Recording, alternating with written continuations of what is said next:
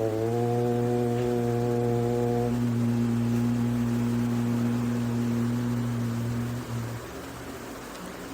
सहना भवतु सहनौ भुनक्तु सह वीर्यं करवावहै तेजस्विनावधीतमस्तु मा विद्विषावहै। ॐ शान्ति शान्ति शान्तिः। शङ्करं शङ्कराचार्यं केशवं बादरायणं सूत्रभाष्यकृतौ वन्दे भगवन्तौ पुनः पुनः। ईश्वरो गुरुरात्मेति मूर्तिभेदविभागिने व्योमवद्व्याप्तदेहाय दक्षिणामूर्तये नमः। ॐ शान्तिः शान्तिः शान्तिः। ॐ। Can everyone hear me? Okay. Yes. Okay. If my connection goes, I will just reconnect with a different one. Okay. अस्तु। अस्माकम् अद्यतनविषयः अस्ति अभ्यास 17 पृष्ठक्रमाङ्क 34 34 अभ्यास 17 नंबर 17। अस्तु सुन्दरजी कृपया पठतु। प्रथमः क शब्दानि किं भवति? अस्मत् में सर्वना स्नेहः स्नेह विश्वासः विश्वास अभिलाषः इच्छा मृगः हरिण शरः बाण शास्त्रं शास्त्र श्रद्धा श्रद्धा निष्ठा विश्वास रतिः प्रेम कामदेव की स्त्री। धन्यवादः। अस्मत् शब्द अद्यतनविषयः अस्ति। अस्मत् शब्द मैं अहं मम मे सर्वे सर्वे विभक्ति अस्मत् शब्दः अस्ति। अद्यतनविषयः शब्दमस्ति। सर्वनाम शब्दः अस्ति। पुल्लिङ्ग स्त्रीलिङ्ग नपुंसकलिङ्ग सर्वे अहम् आवां वयम् अस्मत् शब्द सर्वे समानमेव सन्ति। It does not matter whether it is male or female or whatever. सर्वे लिङ्गी समानं सन्ति। अस्मत् शब्द सर्वनाम। स्नेहः स्नेहः अस्माकम् अद्यतनविषये स्नेहः अफेक्षन् स्नेह। विश्वासः विश्वास बिलीफ फेथ ट्रस्ट। अभिलाषः इच्छा डिजायर। मृगः हरिण एनिमल और technically male deer stag is also harina. Sharaha बाण arrow bow and arrow K arrow। सर्वे आकारान्त पुल्लिङ्ग शब्दानि सन्ति। स्नेहः विश्वासः अभिलाषः मृगः शरः सर्वे पुल्लिङ्ग आकारान्त। पुनः शास्त्रं शास्त्र साइंस शास्त्रं नपुंसकलिङ्ग शब्दः अस्ति आकारान्त नपुंसकलिङ्ग। श्रद्धा निष्ठा रति श्रद्धा इति फेथ अपि च निष्ठा विश्वास निष्ठा अपि निष्ठा विश्वासः उभयोः अर्थः सन्ति। उभयोः अर्थः उभयोः अर्थे सन्ति स्तः फेथ अथवा बिलीफ। परन्तु अद्यतनविषये वयं पठामः विश्वासः इति फेथ और बिलीफ इन समथिंग। निष्ठा इति लॉयल्टी। दृष्टान्तः अस्ति नैष्ठिक निष्ठा निष्ठा भावे नैष्ठिक अस्ति। तो loyal something that you discipline you stay in it वैसे निष्ठा अस्ति। रतिः रतिः प्रेम अथवा कामदेव की स्त्री प्रेम। जैसे श्रीमद्भगवद्गीतासु रति शब्दः अस्ति वा? स्थितप्रज्ञलक्षणे रति शब्दः अस्ति वा? मुण्डकोपनिषदि अस्ति आत्मक्रीडः आत्मरतिः क्रियावान्। परन्तु श्रीमद्भगवद्गीतासु अपि द्वितीय अध्याये नास्ति रति।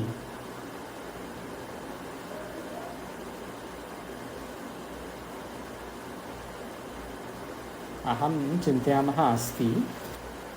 अस्तु, वयं पश्यामः अग्रे. आभाजी कृपया पठतु. ख किं भवति? ख स्नेह, स्नेह करना. क्षिप, फेंकना. मुझ, छोड़ना. अस, फेंकना. विश्वास, विश्वास करना. आद्य, आदर करना. कृतः, किया. सती, होने पर. That is ख. अस्तु, एकनिमिषः. स्निह इति स्नेह करना, टू बी अफेक्शनेट एक्सेट्रा. क्षिप, फेंकना, टू थ्रो. मुच, छोड़ना, टू लीव. जैसे सर्वपापैः प्रमुच्यते, भगवान श्री कृष्ण उवाच. प्रमुच्यते, ऑल पापस लीव, छोड़ना. अस, फेंकना. तो अस, क्षिप उभयोः अर्थः फेंकना, टू थ्रो. विश्वास करना, टू ट्रस्ट. आदर करना, टू रेस्पेक्ट.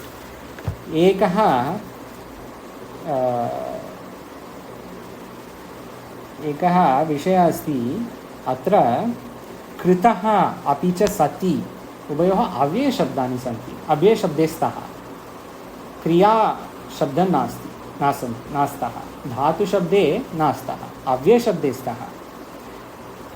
तो ग it should be written. They have not given ga, but both are avyaya. अस्तु. कृतः, किया, already done. सति, होने पर. जैसे न्याय लक्षणे वयं पश्यामः नित्य शब्दस्य लक्षणः. सुन्दरजी, भवान् स्मरति वा? नित्यशब्दः लक्षणः किम् अस्ति? ध्वंसा भिन्नत्वे सति. हाँ, तो देयर सति शब्द वी यूज इन डेफिनेशंस. जैसे सति, इसको होने पर, दूसरे को होने पर भी, होने पर, वैसे सति.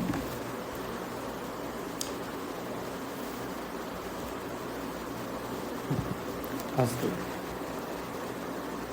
घ संध्याजी कृपया पठतु. घ किं भवति? पृष्ठक्रमाङ्क 34 अभ्यास 17. हाँ, पठतु कृपया. आसक्तः, अनुरक्तः, लगा हुआ. युक्तः, लगा हुआ. लग्नः, लगा हुआ. अनुरक्तः, प्रेम युक्त. प्रवीणः, चतुर. कुशलः, निपुण. निपुणः, चतुर. अस्तु, धन्यवादः. घ सर्वे विशेषणशब्दानि सन्ति. आसक्तः, अनुरक्तः अथवा लगा हुआ. आसक्तः, युक्तः, लग्नः, सर्वे अर्थः लगा हुआ. आसक्तः अपि अनुरक्तः अस्ति. अनुरक्तः अथवा अटैचमेंट, टू हैव पॉजिटिव अटैचमेंट. वैसे अनुरक्तः प्रेमयुक्तः अस्ति. Attachment towards something with affection. अस्तु, अग्रे. प्रवीणः, निपुणः उभयोः अर्थः स्तः. चतुर, स्मार्ट, इंटेलिजेंट, वाइज अपि. कुशलः, निपुणः. कुशलः बहु वर्सटैल शब्दः अस्ति. कुशलशब्दस्य अर्थः अस्ति कंफर्टेबल, गुड. अहं कुशलो अस्मि, I can say I am doing well. भवान् कथम् अस्ति? अहं कुशलो अस्मि, you can say. So कुशलः is a very versatile word and used in different contexts. अस्तु. स्नेह अपि च शर, रामवत्, सर्वे आकारान्त पुल्लिङ्गशब्दानि सन्ति. शास्त्र, गृहवत्, नपुंसकलिङ्ग. गृहमिति नपुंसकलिङ्गशब्दः अस्ति. अस्तु. व्याकरण, अस्मद् शब्द लोट् लकार अद्यतनविषयः अस्ति. लोट् लकार आत्मनेपदीय लोट् लकार. वयम् अपश्यामः परस्मैपदीय लोट् लकार. अभ्यास दशमाभ्यासे वयम् अपश्यामः परस्मैपदीय लोट् लकार. दशम नास्ति. तस्मिन् अभ्यासे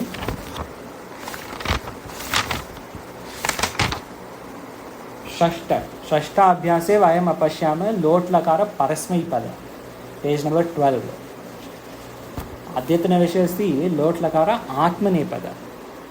Reference is Parasmaipada generally is... Adarji, I am not able to hear properly.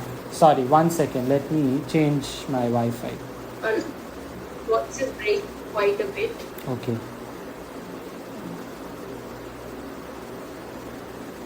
Is it clearer now? Is it better now? Yeah. Okay. Yes. If it goes again, please let me know if the voice is bad, and if my connection drops, I will rejoin with a different connection. Astu. Vayam parasmaipadiya lotlakara apashyama. Shashta abhyase. In the 6th abhyasa, vayam apashyama, we saw. Parantu adhuna saptadasha abhyase atmanepadiya lotlakara asti. सप्तमी विभक्ति श्रुत्व संज्ञा. अस्तु, आस्मत् शब्द के पूरे रूप स्मरण करो. Keto जी कृपया पठतु शब्द संख्या 37, पेज नंबर 134, पेज नंबर 134. हाँ, केटो जी कृपया पठतु. प्रथमा अहम आवाम वयम, द्वितीया माम आवाम अस्मान् और माँ नौ नः, तृतीया मया आवाभ्याम अस्माभिः, चतुर्थी मह्यम आवाभ्याम अस्मभ्यम मे नौ नः, पंचमी मत् आवाभ्याम अस्मत्, षष्ठी मम आवयोः अस्माकं और मैं नौ नः, मे नौ नः, सप्तमी मयि आवयोः अस्मासु. धन्यवादः.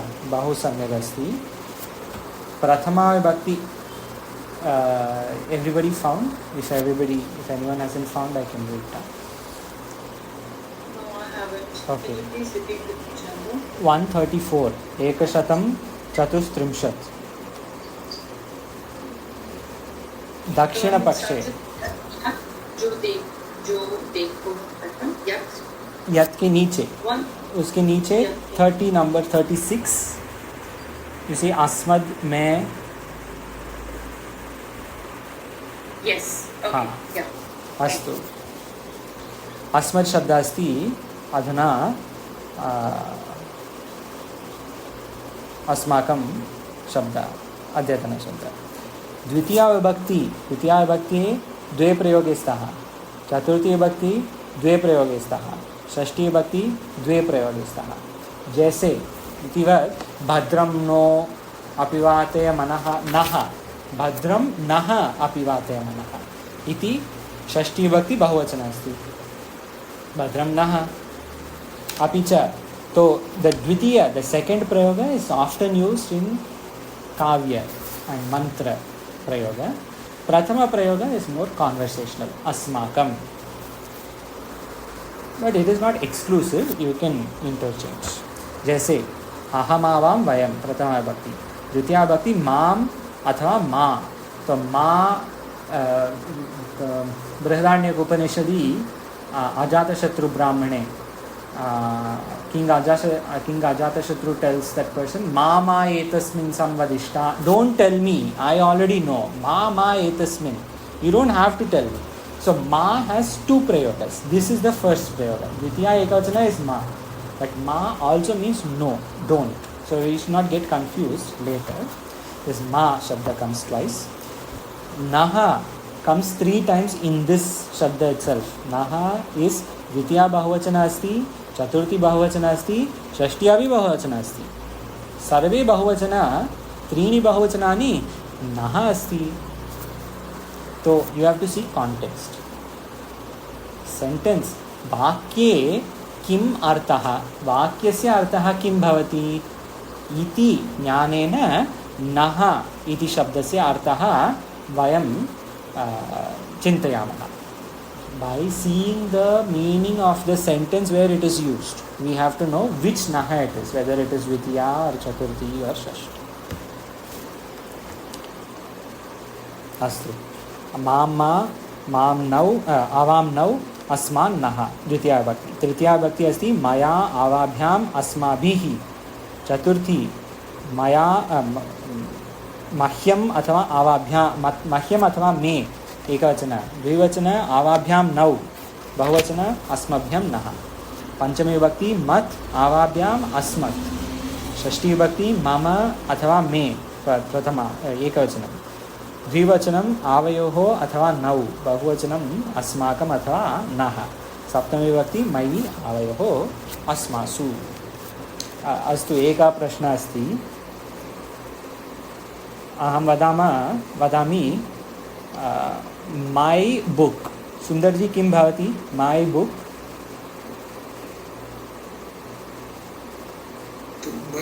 मयि पुस्तकं, मै book, my book. So my, it's not in me. So therefore Shashti. So therefore it will be mama pustakam. धन्यवादः, बहु सम्यक् अस्ति। सन्ध्याजी कृपया वदतु, फ्रम् मी देर् इस् किं भवति फ्रम् मी?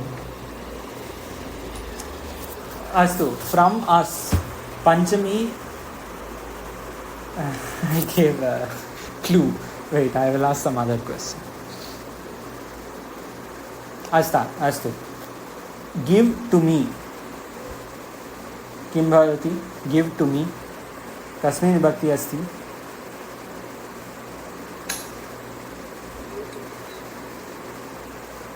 तृतीया। to me, मेरे लिए।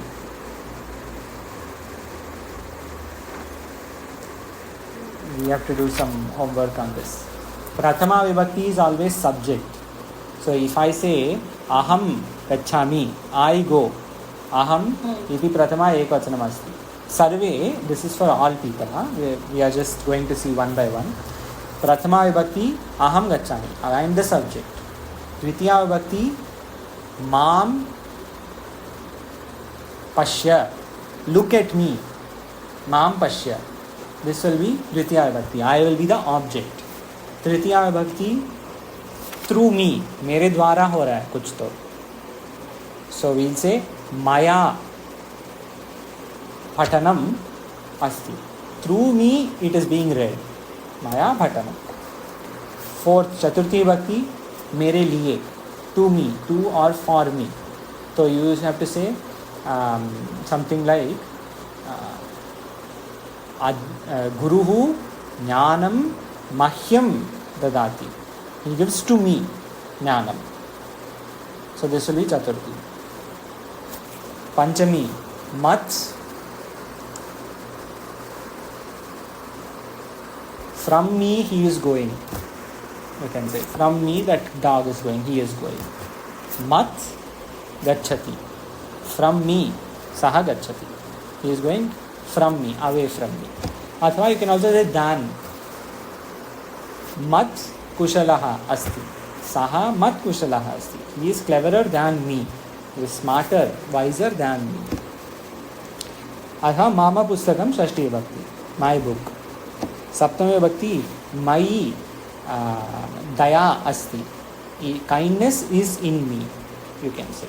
So this each vibhakti, it is a good practice for all new people also. It is a good practice to write in Hindi and English what the meaning of each vibhakti is, so we can easily translate whenever required. This is given in 4th Abhyasa.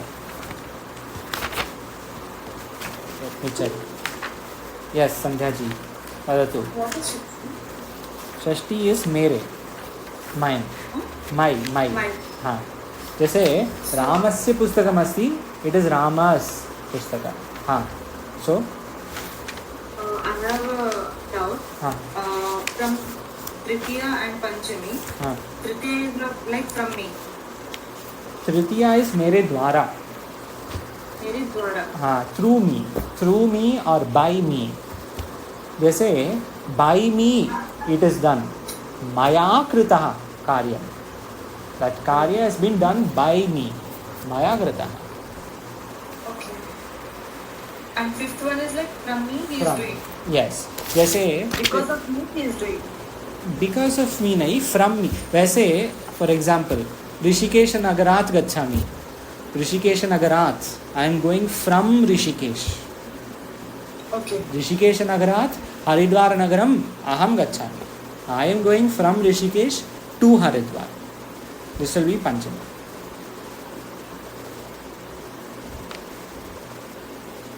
Okay.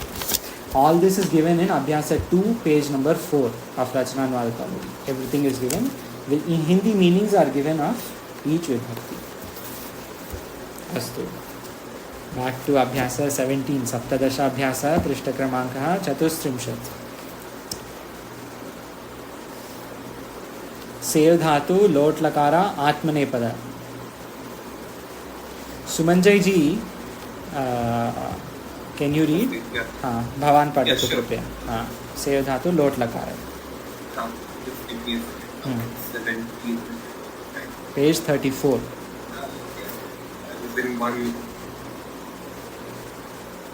I was in 134 for that. हाँ. I saw that, but I have to go to 034. yeah, got it. हाँ. Okay. Yeah, I have it in front of me. द्वितीय व्याकरणे द्वितीय भागः सेव लोट आत्मने. हाँ. Yes, I got it. So, yeah, Seva Dhatu, Lot Lakar, Atmanepadi. Sevatam, Sevetam, Sevantam. This is Prathama Purusha. Sevasva, Sevetam, Sevatham, Madhyam Purush. Sevai, Sevavahi, Sevamahi, Uttam Purush. बहु सम्यक् अस्ति. धन्यवादः. अहं किं भवति? संध्या जी, अहं डैश किं भवति?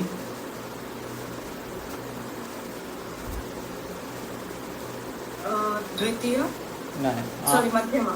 नहीं, मध्यम इज फॉर त्वम. अहं. प्रथम इज सः. अहं किं भवति? सः तौ ते. दैट इज प्रथमा, प्रथम पुरुष.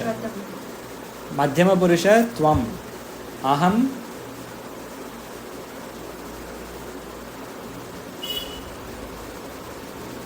उत्तम पुरुष. उत्तम पुरुष अहं. हाँ, किं भवति? अहं dash. Like I have to complete the sentence. Yes, with sev dhatu atmanepada. Gachami. Hey, sev dhatu from this table on page 34. Okay. Gachami is correct. Sevai. Sevai, samyak. Aham sevai. Bahu samyak asti. Sumanjay ji कृपया वदतु. If you don't know, it's okay. I'm just trying to understand how much you remember. Saha dash.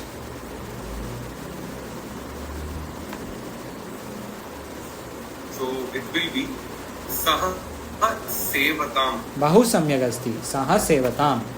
अस्तु. आभाजी किं भवति?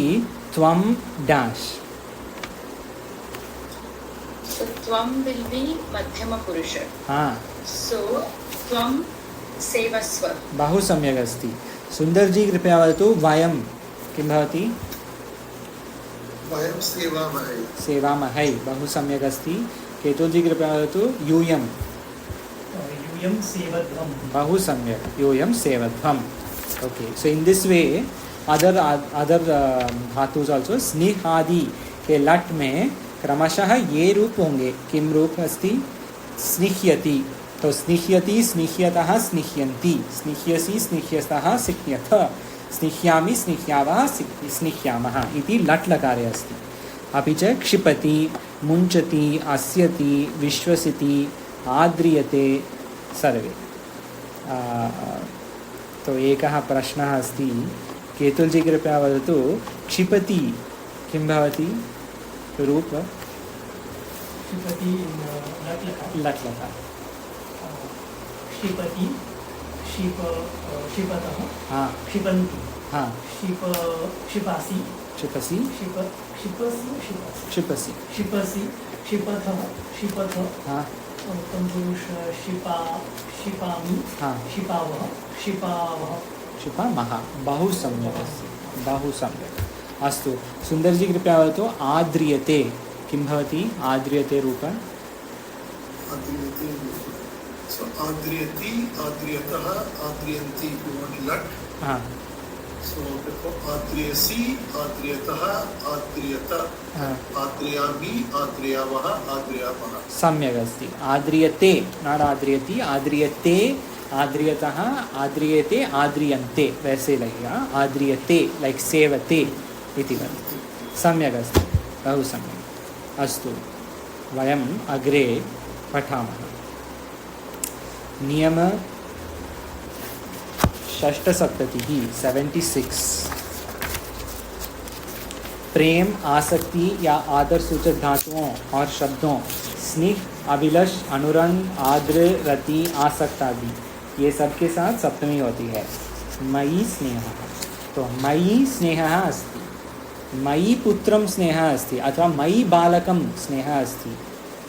In this way, there is affection in me for the boy. Yes. नियम सप्तसप्ततिः. This is सूत्र number 2337. यस्य च भावेन भावलक्षणम्. अच्छा, for anyone who doesn't understand sutra, Panini Maharishi has written 4,000 sutras called the Ashtadhyayi. This Ashtadhyayi is the base of all Vyakarana.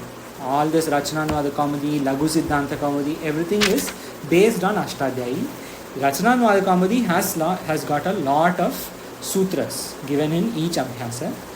We are just looking at the number for each sutra so that if it is important, we can always go back and search for it later. So this sutra, Niyama Sapta Saptatihi 77, this is Yasya cha Bhavena Bhava Lakshanam. This is sutra number 2.3.37 to 337. किम वदति, एक क्रिया के बाद दूसरी क्रिया होने पर पहली क्रिया में सप्तमी होती है. कैसे? कर्तृवाच्य में कर्ता और कृदंत में सप्तमी होती है. कर्मवाच्य में कर्म और कृदंत में सप्तमी होगी, कर्ता में तृतीया. दृष्टान्तः अस्ति. द एग्जाम्पल विल मेक इट ईजियर. जैसे रामे वनं गते दशरथः मृतः. वनं गते, गते सप्तमी अस्ति. रामे वनं गते, रामे अपि सप्तमी, गते अपि सप्तमी, उभयोः सप्तमी अस्ति. रामे वनं गते दशरथः मृतः. तो दो क्रिया अगर है, प्रथम क्रिया सप्तमी अस्ति, सप्तमी भक्ति अस्ति. प्रथम क्रिया में कृदंत का प्रयोग होना चाहिए. रामे वनं गते दशरथः. अस्तु, नियम अष्टसप्ततिः. There are two sutras in one niyama. द्वे सूत्रे स्तः. प्रथम सूत्र अस्ति आयुक्त कुशलाभ्याम चा सेवायाम. They have given आयुक्त कुशलाभ्याम dot. This is आयुक्त कुशलाभ्याम चा सेवायाम. सूत्र नंबर 2340. 2340. आयुक्त कुशलाभ्याम सेवायाम. अपि च the second sutra is 2343. साधु निपुणाभ्याम सप्तम्य प्रतेः. This is 2343. साधु निपुणाभ्याम अर्चायाम सप्तम्य प्रतेः. What are they saying? संलग्न अर्थ वाले शब्दों के जैसे व्यापृतः, लग्नः, आसक्तः, युक्तः, व्यग्रः, तत्परः.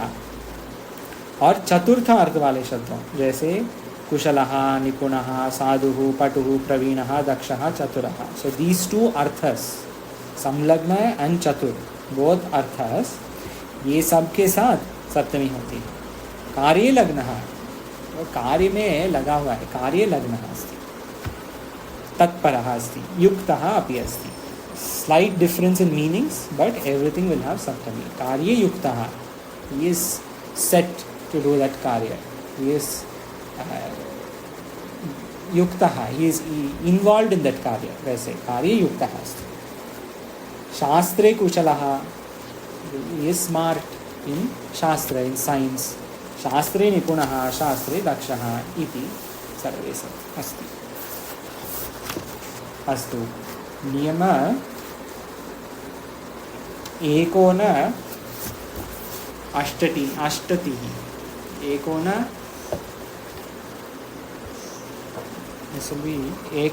एकोनाशीतिः 79. एकोनाशीतिः अथवा यू कैन ऑल्सो से नवसप्ततिः 79.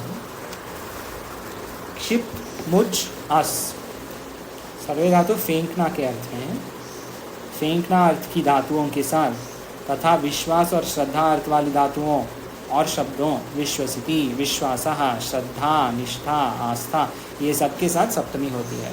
मृगे बाणं क्षिपति, मृगे, मृगे इति सप्तमी विभक्ति अस्ति, मृगे बाणं क्षिपति।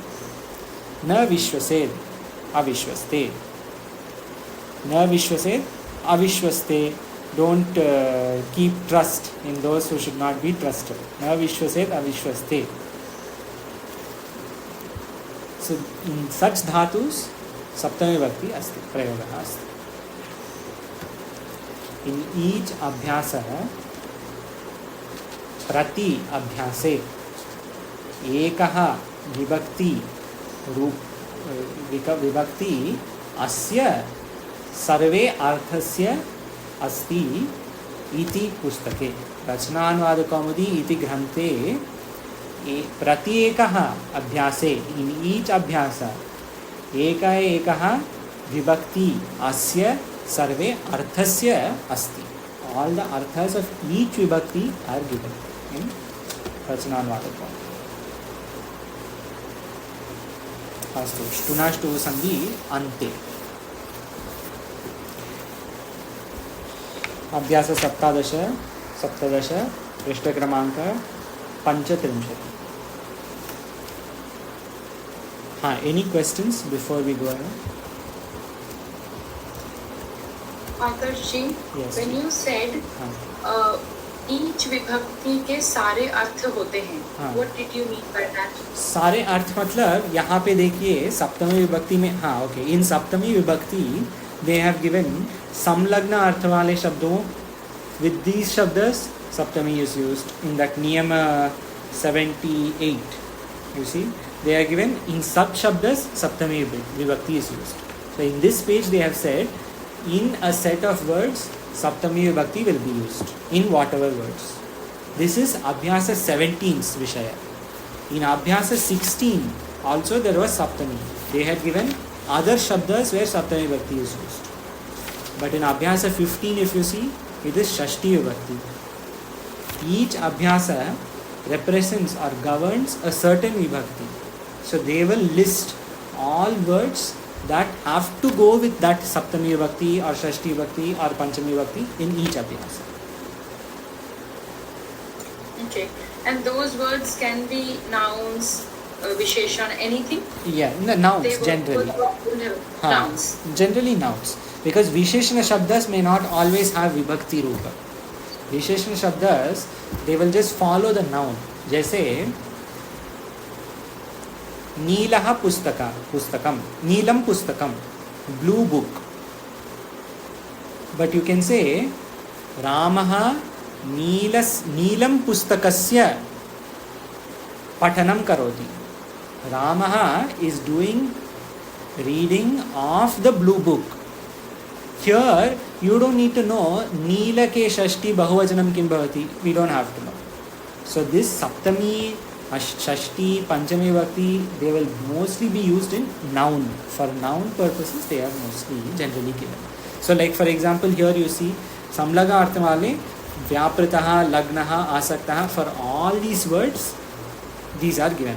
Visheshna Shabda or Sanya Shabda, wherever applicable. Saptami or Shashti, whichever applicable word, they will give. Some Visheshnas don't need Vibhakti, some do. Whatever Visheshnas do need the Vibhakti, they give. Okay, and nothing to do with the verbs. No, the verbs don't have Vibhakti Rupa. The verbs will have Purusha Rupa. जैसे प्रथम पुरुष, like pat dhatu, this is a verb. Pat dhatu prathama purusha asti, prathama vibhakti nasti. Pathanam kriya has prathama vibhakti. Pat dhatu does not have. Dhatu shabdas, verbs will have prathama purusha, madhyama purusha, uttama purusha. जैसे यहाँ pay सेव धातु है. But if this is a sanya shabda, then there will be vibhakti or visheshana in this context, not verbs.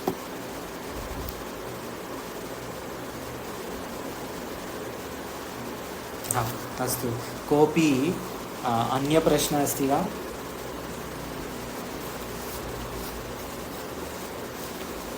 नास्ति चेत् वयम् अग्रे पठामः।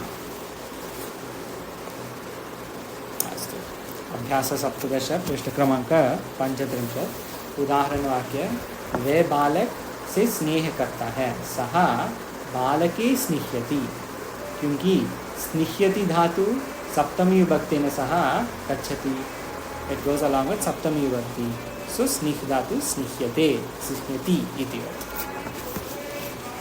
I will share screen so that we can all read together.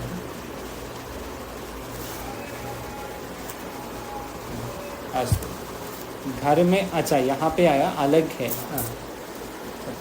हाँ, वे बालक से स्नेह करता है, सः बालके स्निह्यति। अस्तु, सुंदर जी कृपया वदतु द्वितीय किं भवति? पश्य मम पुत्रः पुत्रे स्नेहः वर्तते। पुत्र स्नेह वर्तते, हाँ, तो उसको मेरे पुत्र से स्नेह होता है। बहु सम्यक् अस्ति। हाँ, अपि च सप्तम भवति, भवान् कृपया वदतु सप्तम किं भवति? सेवेंथ वन इज जनकः पुत्रे विश्वसीति। हाँ, सो पिता को पुत्र पर विश्वास, पिता पुत्र पर विश्वास करता है। बहु सम्यक् अस्ति। और अंतिम त्वं मोदस्व अहं शिक्षै किं भवति? त्वं मोदस्व अहं शिक्षैहि। So it is, I think you are happy. Modaswa can be happy also, good also, like that. हाँ, And I am knowledgeable. So and you are beautiful, I am knowledgeable. शिक्षै इति, दिस इज लाइक सेवै, लोट लकार, शिक्षै, अहम सेवै, जैसे अहम सेवै, so अहम शिक्षै, मैं हूँगा, so therefore it's like that, मैं होगा, मैं, यस, I am, you know, I am, yeah, I will be knowledgeable, or I am, सम्यक्, I will be knowledgeable. सम्यक्, लाइक वैसे I should be, like I will be, मैं शिक्षा प्राप्त करूँ, वैसे I should Should be knowledgeable. हाँ, त्वं मोदस्व, You should be. हाँ, तू प्रसन्न हो, हाँ, यस, यू शुड बी प्रसन्न, हैप्पी, करेक्ट, सम्यक् अस्ति, बहु सम्यक्। केतुल जी कृपया वदतु पंचम। धर्मे रतिः वर्तते। हाँ, धर्म में, हाँ, धर्म में प्रेम हाँ, हो रहा। हाँ, वर्तताम, वर्तताम विल बी लोटे प्रथम पुरुष एकवचन, लाइक सेवताम, तो दिस विल बी धर्म में प्रेम हो। हाँ, धर्म में प्रेम हो, स बहु सम्यक्। त्रयोदश सेनापतिः मृगे शरान् मुञ्चति क्षिपति अस्यति वा। हाँ, सेनापति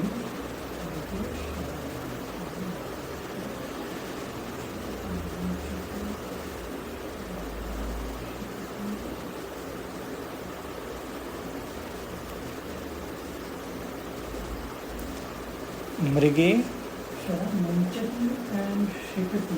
हाँ, सर्वे समान अर्थ अस्ति। हाँ, सेनापति ने मृग हरण पे हाँ, बाण छोड़ा। हाँ, सम्यक्, मुञ्चति, मुञ्चति, लट् लकार, हरिण पे बाण छोड़ो। लट् लकार, मुञ्चति, प्रेजेंट टेंस, छोड़ रहा है। हाँ, छोड़ रहा है, छोड़ता है, छोड़ रहा है, सम्यक्, बहु सम्यक् अस्ति। अस्तु, संध्या जी कृपया वदतु षष्ठ किं भवति? षष्ठ सत्ये मम श्रद्धा निष्ठा विश्वास व वर्तते। सच से श्रद्धा निष्ठा विश्वास बनता है। सच में, मेरे, मम माई, सच में, सत्ये सप्तमी विभक्ति, सच में मेरे श्रद्धा विश्वास निष्ठा सब है, वर्तते, इसमें है वैसे। धन्यवादः, सम्यक्। अस्तु, 12 नंबर 12। अहं काये लग्नः युक्तः आसक्तः वा अस्मि। मैं कार्ये हाँ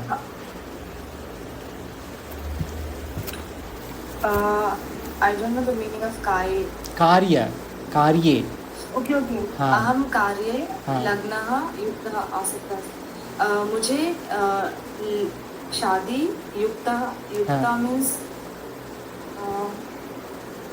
अहम इज सब्जेक्ट, मैं कार्ये सप्तमी विभक्ति, तो कार्य में, मैं कार्य में लग्न है, आसक्ति इंटरेस्ट है हाँ मतलब हाँ लगा हुआ हो, सर्वे समानम अर्थः अस्ति, everything is the same meaning, लग्नः युक्तः आसक्तः एवरीथिंग मीन्स द सेम।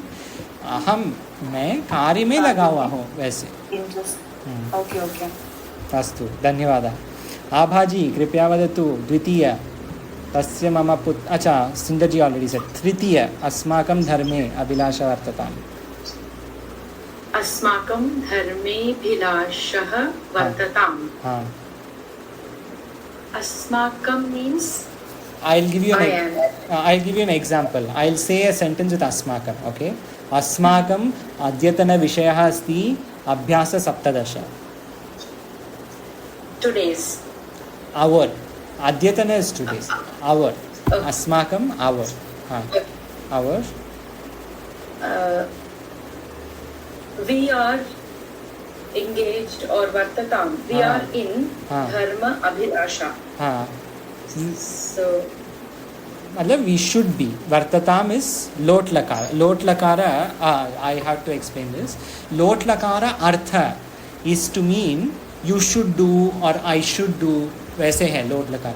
जैसे in Bhagavad Gita many times भगवान श्री कृष्ण says कार्यम कुरु to Arjuna, you do this Arjuna, युध्यस्व, you have to fight, वैसे। So this is like an instruction or a direct request, like कृपया वदतु। So this is all lot lakara.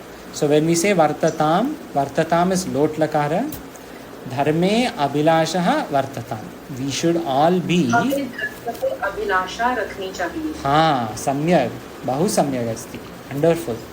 अस्तु अपि च दशम भवती एव वदतु, दशम किं भवति? रामः तस्यां कन्यायाम् अनुरक्तः अस्ति। तस्यां मतलब तुम्हारे, तस्यां मतलब वो, उस, तस्यां विल गो विद कन्यायां। हाँ राम को उस कन्या में हाँ अनुरक्त राम उस कन्या में अनुरक्त है। सम्यक, बहु सम्यक। See it is very easy, it is very easy if you do translation word by word, it is not difficult. अस्तु नवम भवती एव वदतु। नवम भोजने कृते सति स्वल्प कष्ट अस्ति, but you can do. Okay भोजने कृते सति सः विद्यालयमगच्छत्।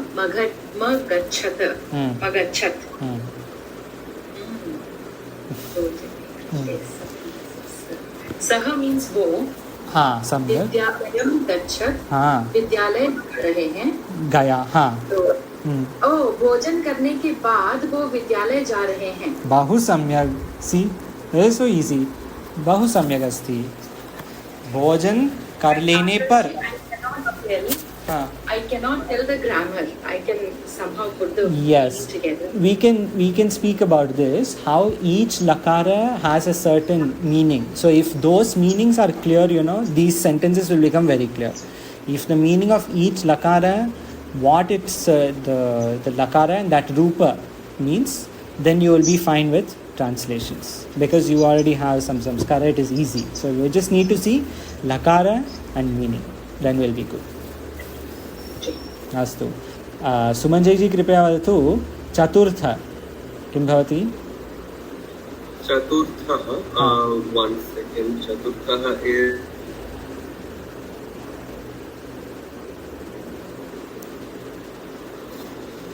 नृपः प्रजासु आद्रियते।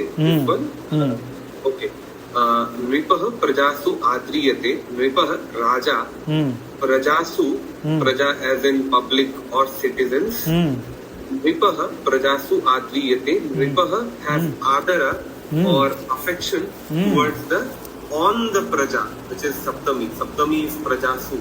Correct. Bahu samyak asti. Perfect. Astu. Bhavan eva vadatu.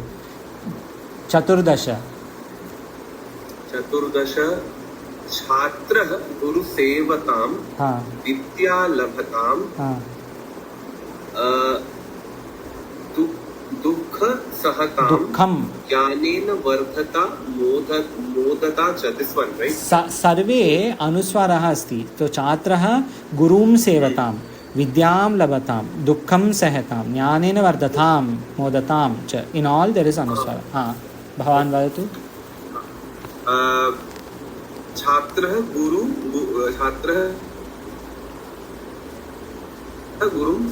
sevatam.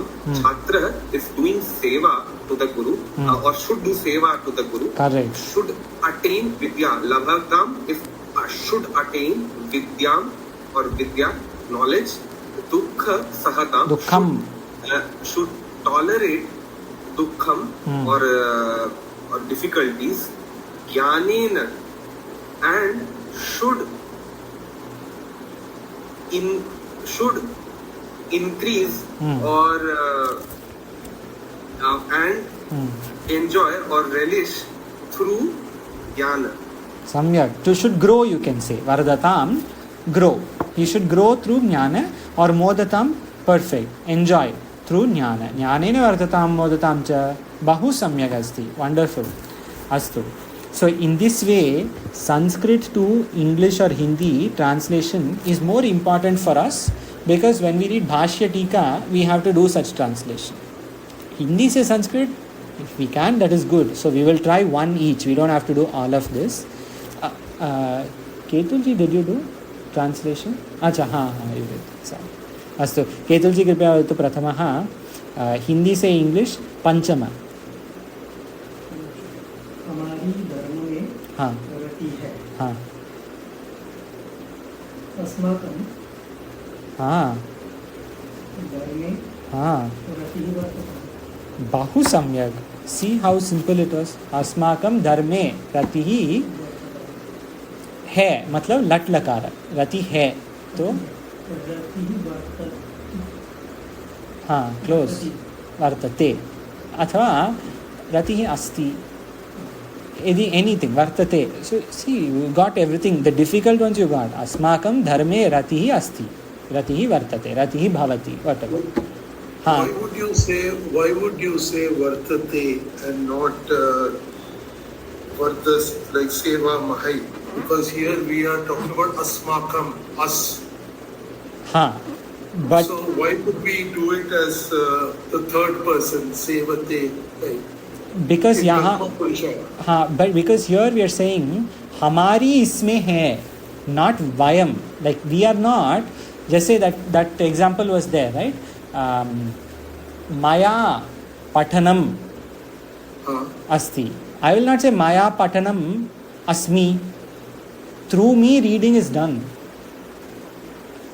Right? Okay. The Ramena patanam kriyate. Rama, through Rama patanam is done. We will not say Ramena patanam karoti. We will say Ramaha patanam karoti. वैसे हमारी धर्म. So अस्माकं धर्मे रति अस्ति. रति is the subject of this sentence, not हमारी. रति है. रति हमारी धर्म में है, मतलब हमारी रति धर्म में है. So हमारी रति is the subject. Rati, not हमारी. This is why we say वर्तते. रति ही वर्तते, हमारी. अस्तु. सुंदर जी भवानेव वदतु. ख प्रथम मतलब त्रयोदश. साधु भिक्षा मांगे. साधु भिक्षा मांगे. So साधु भिक्षाम याचते.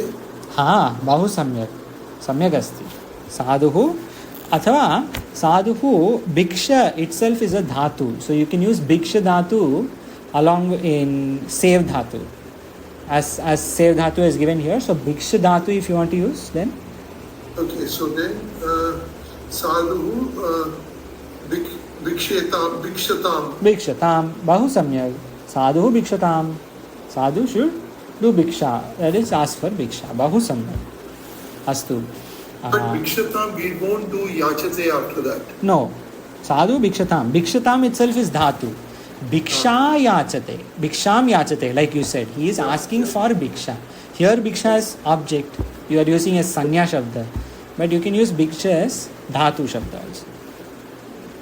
Astu. Sandhyaji कृपया वदतु प्रथमः किं भवति? पिता पुत्र से स्नेह करता है. पिता पुत्रेण स्नेहं करोति. हाँ, पुत्रे सप्तमी विभक्ति प्रयोगः अस्ति आद्यतन. पुत्रे स्नेहं करोति अथवा स्निह्यति. सम्यक्. आभाजी द्वितीय. वह सत्य में विश्वास करता है. हाँ. वह विल बी सः. हाँ. सः सत्ये. सम्यक्. विश्वासं करोति. सम्यक्. विश्वासं करोति अथवा यू कैन से विश्वसिति. सः सत्ये विश्वसिति, विश्वासं करोति अपि च. सम्यक्. बहु सम्यक्. समीचीनं. सुमञ्जय जी कृपया वदतु षष्ठ.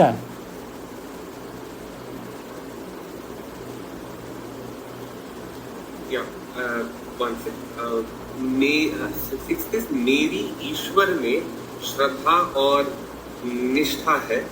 दैट विल बी ईश्वरे मम वर्तेते. किम? ईश्वरे मम किं वर्तते? श्रद्धा निष्ठा च. हाँ, श्रद्धा निष्ठा च वर्तते ईश्वरे मम. श्रद्धा निष्ठा च वर्तते. बहु सम्यक्. सम्यक् अस्ति. समीचीनं. So in this way we will not do all Hindi to Sanskrit because our focus is more on Sanskrit to a language that we know. So we have done all the Sanskrit to English Hindi. अस्तु. अशुद्ध two शुद्ध. अशुद्ध वाक्य अस्ति मम भोजनं कृते सति. नहि, मम भोजने कृते सति. सप्तमी विभक्ति अस्ति. अत्र प्रयोगः अस्ति. सप्तमी विभक्ति अस्ति.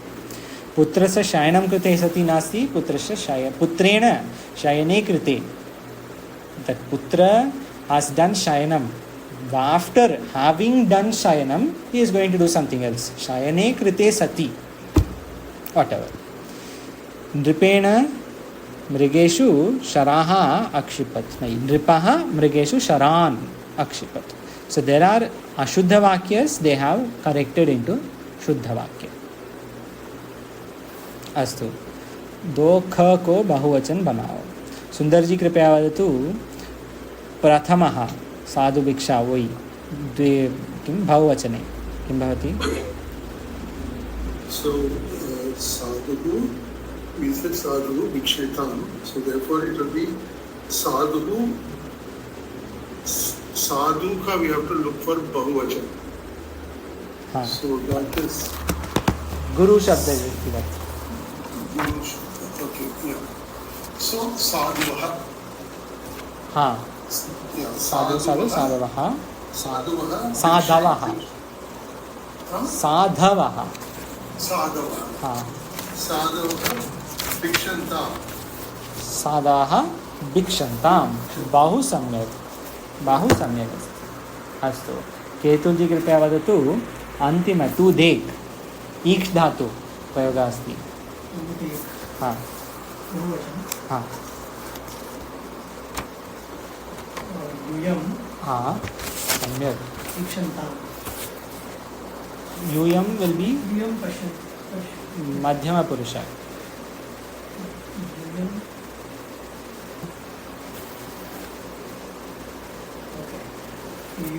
यूयं ईक्षध्वम्. सम्यक्. बहु सम्यक्. यूयम् ईक्षध्वम्. संध्याजी कृपया वदतु दट वृक्ष नहीं, वृक्ष नहीं, काम नहीं करना है. तू भड दैट यू कैन से. हाँ, बहुवचन किं भवति? हाँ. वर्ध धातु. हाँ. वर्धस्व. दैट विल बी एकवचन. बहुवचने किं भवति?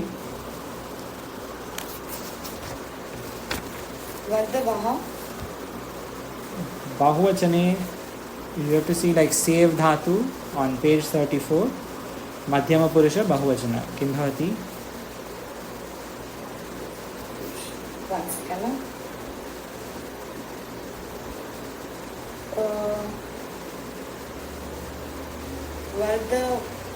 Vardantam. That is prathama purusha. But you said tu bad. So tvam. Okay. हाँ. Vardamahe. No, that is uttama purusha. The other one. Who is like okay. हाँ. Vardasvaha. Vardhadvam. See. Always. One second. Tvam vardhasva. But here you want bahuvachanam. Can you see me and hear me? Got it. So yuyam vardhadvam. Yuyam vardhadvam. This will be. Okay. You have to see in this table. Prathama Purusha is always for everyone. This is Saha Taute. That third person is always going to be Prathama Purusha. Saha Sevatam. Te Sevantam. Madhyama Purusha will always be Tvam. Tvam Sevasva. Yuyam Sevadvam. Uttama Purusha will always be Aham. For me. Aham Sevai. Vayam Sevamahai. Astu. Abhaji Kripya Vadatu.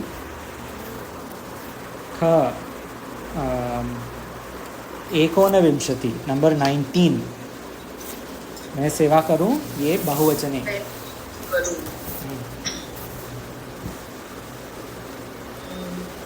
That word asmakam. Us, right?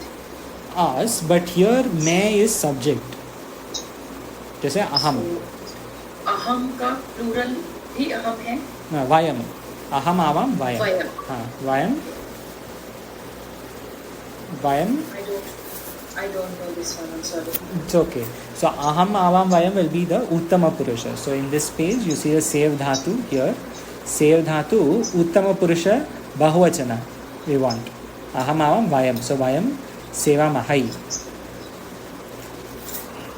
We'll start going a little slowly and we'll do a little specific practice on this aham avam vayam in the next week or so. So that this is clear to everyone. हाँ अस्तु सुमंजय जी कृपया वदतु मैं सत्य में रमण करूं बहुवचने 15. Yes, मैं सत्य में one second. मैं सत्य में रमण करूं 3. Will be वयम सत्ये रमामहे. सम्यक् बहु सम्यक् अस्ति. सत्ये इन सत्य we will do. सम्यक्. अस्तु वाक्य बनाओ. We have like 1 minute left today. So we just do वाक्य बनाओ and see संधि tomorrow. स्निह्यति. सुंदर जी कृपया वदतु स्निह्यति किं भवति. स्निह्यति इति शब्देन सह वाक्यं. You already have that. Yes. Okay, so जनकः पुत्रे स्निह्यति. हाँ सम्यक्. जनः पुत्रे स्निह्यति. I'll ask then this was very easy, so a little more challenging we'll see soon. Ketul जी कृपया वदतु अस्माकं शब्देन सह.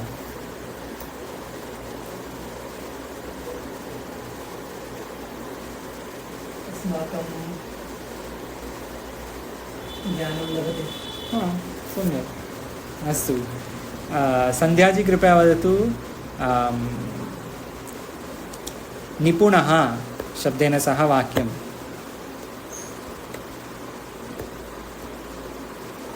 अहं संस्कृतभाषायां निपुणः अस्मि.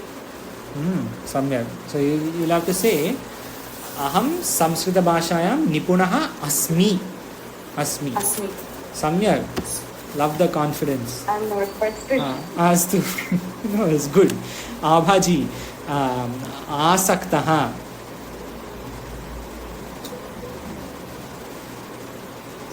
अच्छा हाँ yes please go ahead.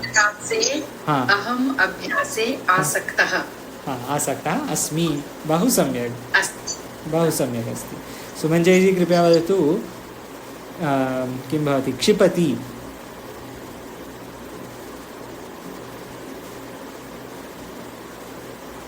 क्षिपति क्षिपति इति अहं रामः रावणे शरान् क्षिपति. सम्यक्, बहु सम्यक् अस्ति. सो रामः थ्रू आरोस् इन् आन् रावणः, रावणे बाणान् क्षिपति, रामः क्षिपति. अस्तु. So generally we are also able to see sharan chipati. Generally we are also able to see sandhi, but today we are running our time. So tomorrow, Tuesday, we will see 3 sandhis, because we have to see practical of the earlier sandhi also, shtoshtunashtuhu, today's sandhi shtunashtuhu, and tomorrow's sandhi jhalam jashwante also we'll have to see tomorrow. Astu. कोऽपि प्रश्नः अस्ति वा? नास्ति चेत् वयं मेलिष्यामः श्वः. ॐ पूर्णमदः पूर्णमिदं पूर्णात् पूर्णमुदच्यते पूर्णस्य पूर्णमादाय पूर्णमेवावशिष्यते. ॐ शान्तिः शान्तिः शान्तिः. शङ्करं शङ्कराचार्यं केशवं बादरायणं सूत्रभाष्यकृतौ वन्दे भगवन्तौ पुनः पुनः. ईश्वरो गुरुरात्मेति मूर्तिभेदविभागिने व्योमवद्व्याप्तदेहाय दक्षिणामूर्तये नमः. ॐ शान्तिः शान्तिः शान्तिः. ॐ